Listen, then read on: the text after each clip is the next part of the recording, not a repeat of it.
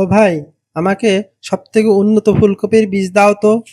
তা কেমন বীজ নেবে, হাইব্রিড না দেশি? আমার এমন বীজ লাগবে যাতে ফুলকপি বড় হয়েও ছোট থাকে, কারণ আমি অনলাইন চাষ করব। আচ্ছা, তোমার কি হয়েছে সত্যি করে বলো তো। আরে তুমি বুঝবে না, এটা হলো সারমর্ম বিজ্ঞান। দেখবে আমাদের ফুলকপি অনেক বুদ্ধিমান হবে। টমাটুন্স। বড় দেখি গ্রামে মধুর মতো লোক আর দুটি নেই। তার শরীর যত মজবুত, বুদ্ধি তত ধারালো। তবে তা উল্টো দিকে, সে যা শোনে তার অর্থ এমন ভাবে পাল্টে ফেলে যে কারো হাসি থামানো দেয়। একদিন গ্রামের একমাত্র শিক্ষিত লোক হেমন্ত বাবু অফিস থেকে ফিরছিলেন। তখন মধু তাকে ধরে বসলো। বলছি হেমন্ত বাবু, শহর নাকি সব অনলাইন করে ফেলেছে? হ্যাঁ মধু, সবকিছুই এখন অনলাইনের মাধ্যমে হয়। মানে ইন্টারনেটের দুনিয়ায় খুবই সুযোগ সুবিধা। হ্যাঁ হেমন্ত বাবু, আমি তো জানি। আমি সেই দিন নিজে চোখে দেখলাম। তা কি দেখলে শুনি? দেখলাম এক লোক মাছ কিনতে গিয়ে মাছ নিয়ে কিনে একটা টিনের কোটাতে কি যেন নিয়ে আসলো, আর তার বাবাকে বলল, এই নাও অনলাইন মাছ। আমি তখন বুঝলাম অনলাইন মানে হলো কেনার পর আর আসল রূপ থাকে না, অন্য কোটায় বা প্যাকেটে ঢুকে ছোট হয়ে যায়। আরে বোকা, হয়তো ওটা অন্য কিছু ছিল। অনলাইন মানে ওটা নয়। না, আপনি সঠিক জানেন না। আপনি শহরে থাকেন, আপনি বুঝবেন না। আমার নিজের চোখে দেখা। বাবু, আমি ঠিক করেছি অনলাইন চাষ করব। সেকেলে চাষাবাদ আর করব না। তা তুই কি চাষ করবি বল দেখি? আমি ফুলকপি চাষ করব, কিন্তু আমার তো কোনো জমি নেই, তাই আমি উঠানে চাষ করব। আরে কি বলিস তুই, উঠানে করবি ফুলকপি চাষ? মানে? আরে আপনি জানেন না, আজকালকার যুগে লোকে নাকি স্টেপ ডেলিভারি করে। আমার চাষ হবে উঠানে, মানে আমার ফুলকপি বেচার জন্য দূরে যেতে হবে না। লোকজন নিজেই আমার উঠান থেকে কিনে নিয়ে যাবে। এবার বলেন আমার বুদ্ধিটা কেমন লাগলো? আরে পাগল, চাষাবাদ এত সহজ জিনিস না। না বাবু, আমি এখন অনলাইন বুঝি। অনলাইন ফুলকপি চাষ করে কোটিপতি হয়ে যাব। এই অনলাইন পাগলের সাথে কথা বাড়ানো আর ঠিক হবে না। আমি চলি।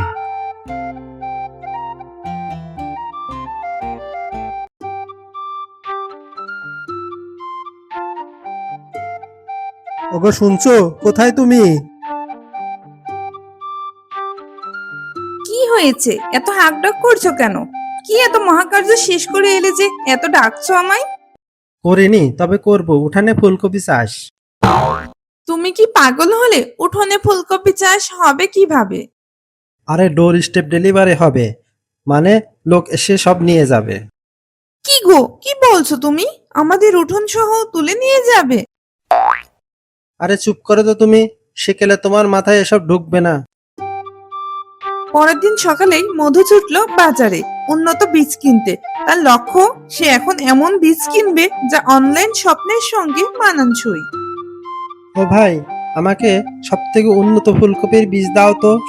তা কেমন বীজ নেবে, হাইব্রিড না দেশি? আমার এমন বীজ লাগবে যাতে ফুলকপি বড় হয়েও ছোট থাকে, কারণ আমি অনলাইন চাষ করব। কপিগুলো এমন হতে হবে জানে কোটার মধ্যে ঢোকানো যায়। এই নিশ্চয়ই পাগল। এই নাও ধরো হাইব্রিড বীজ, যা তোমার মনের মতোই হবে। বীজগুলো নিয়ে মধু বাড়িতে এসে তার স্ত্রীকে দেখালো। ওগো শুনছো? কোথায় তুমি? কি হয়েছে, এত হাঁকডাক করছো কেন? এগুলো হলো উন্নত বীজ, এর ফলন দেখিস। ফুলকপি যত বড় হবে, বাজারে বিক্রির জন্য আর টেনে নিয়ে যেতে হবে না, সব অনলাইন কোটাতে ভরেই বিক্রি হয়ে যাবে। এই লোকটা নিশ্চয়ই মাথা খারাপ হয়ে গেছে।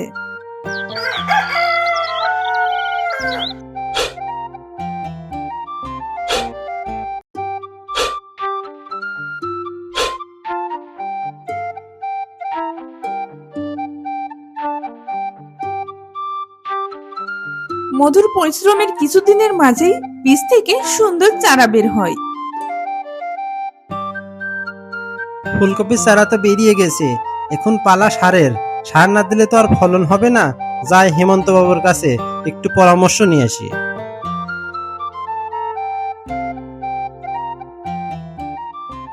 ইস রে, এখন অফিসের দিকে যাব, আর এই মাথা মোটাতে এখনই হাজির হলো।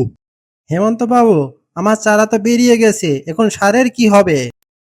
আরে বাবা, চাষে তো সারের দরকার। ভালো কথা, চাষের জন্য সারের সারমর্ম তো বুঝতে হবে, না হলে তুই ভুলভাল জিনিস দিয়ে দিবি। এখন আমার অফিসের দিকে রওনা হতে হবে, আসি। মধুর মাথায় আবারও ভুল ধারণা ঢুকলো। সে ভাবলো সারমর্ম মানে হলো সারের ভেতরে লেখা ভালো কথা বা উপদেশ। তারপর সে দ্রুত বাজারে চলে গেল আর দোকানদারকে বলল, ও ভাই, তোমার সারের এই প্যাকেটগুলোর ভিতরে কি লেখা আছে? আমাকে শুধু ওই কথাগুলো দাও। আমি সার চাই না, আমি সারের লেখা ওই সারমর্ম চাই। এ নিশ্চয়ই পাগল।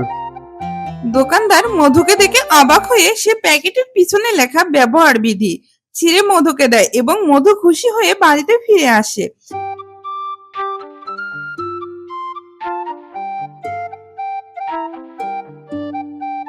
কাগজের টুকরোগুলো ছোট ছোট করে পানিতে মেশালো আর সেই সারমর্ম পানি চারার গোড়াতে ঢেলে দিল। তা দেখে তার বউ বলল, আচ্ছা তোমার কি হয়েছে সত্যি করে বলো তো। আরে তুমি বুঝবে না, এটা হলো সারমর্ম বিজ্ঞান। দেখবে আমাদের ফুলকপি অনেক বুদ্ধিমান হবে। ফুলকপির চারাগুলো আস্তে আস্তে বড় হতে লাগলো আর মধুর মাথায় নতুন চিন্তার আগমনে শুরু হলো। সে ভাবলো রাতে যদি চোর এসে ফুলকপিগুলো চুরি করে নিয়ে যায়, তাই সে আবার হেমন্ত বাবুর কাছে গেল।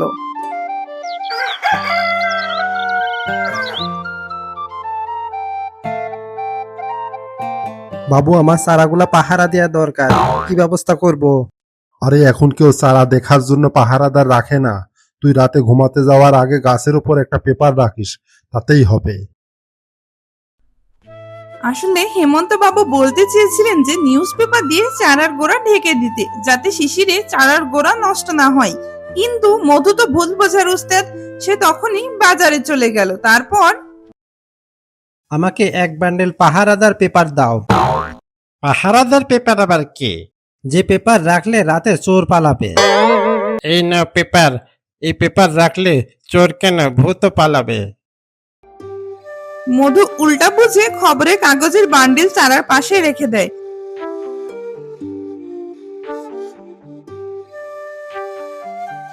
সারমর্ম জল আর পাহারাদার পেপারের মেরামতিতে বীজগুলো হাইব্রিড হওয়ায় মধুর ফুলকপিগুলো সত্যি চোখে দেখার মতো হয়ে গেল। দেখছো গিন্নি, আমার ফুলকপির কি ফলন! এক একটা ফুলকপি সাদা ধবধবে, যেন এক একটি ঢোল। হ্যাঁ গো, তাই তো দেখছি, কিন্তু কোন জাদুতে যে হলো বুঝতে পারছি না। এই হলো অনলাইন ফুলকপি, তুমি বুঝবে না। যাই, আমি বাজার থেকে কোটা কিনে নিয়ে আসি।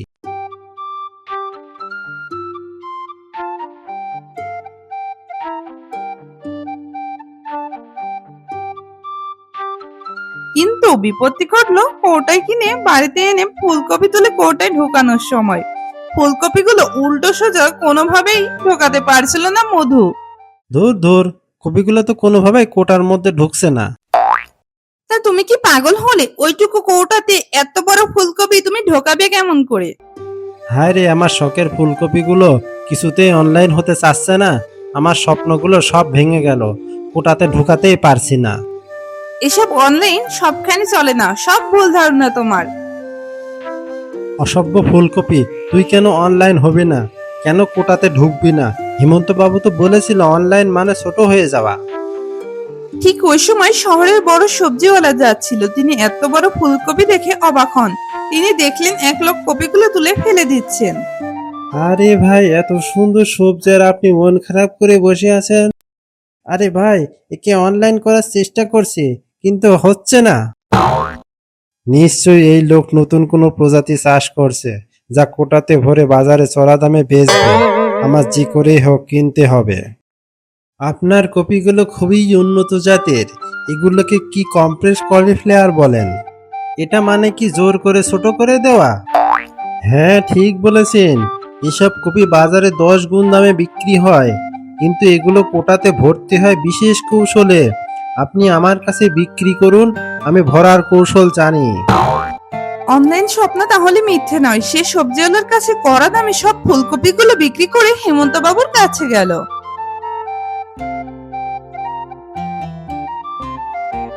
বাবু, আমার ফুলকপি কম্প্রেস কলিফ্লাওয়ার নামে 10 গুণ দামে বিক্রি হলো। আমি আজ সফল। মধু, তুই বোকামের মাধ্যমে এখন এমন এক কাজ করেছিস যা সত্যিই কোনো বুদ্ধিমান করতে পারতো না। আমি শুনেছি ভুল করে তুই সারমর্ম জল ঢেলেছিস, ভুল করে পাহারাদার পেপার রেখেছিস, আর সেই ভুলের ফলে তোর উঠানের কপিগুলা বিশেষ মনে হয়েছে। আসলে মধুর প্রথম ভুলগুলো হলো বীজগুলো ছিল ভালো এবং সে চারা সঠিক পরিচর্যা করেছিল। সে বোকামির মাধ্যমে সাধারণ ফসলকে বিশেষ ফসল হিসেবে সবার চোখে তুলে ধরেছিল। এরপর থেকে মধু আর মাঠে চাষ করতে যেত না, উঠানেই চাষ করত, আর তার বোকামির গল্প গ্রাম জুড়ে হাসির খোরাক জোগাতো। তার বোকামি তাকে সফল করেছিল। এরপর থেকে কেউ ভুল করে সফল হলে গ্রামবাসীরা বলতো, এ তো দেখি মধুর উঠানের ফুলকপি, বোকামিতে যার আসল কেরামতি।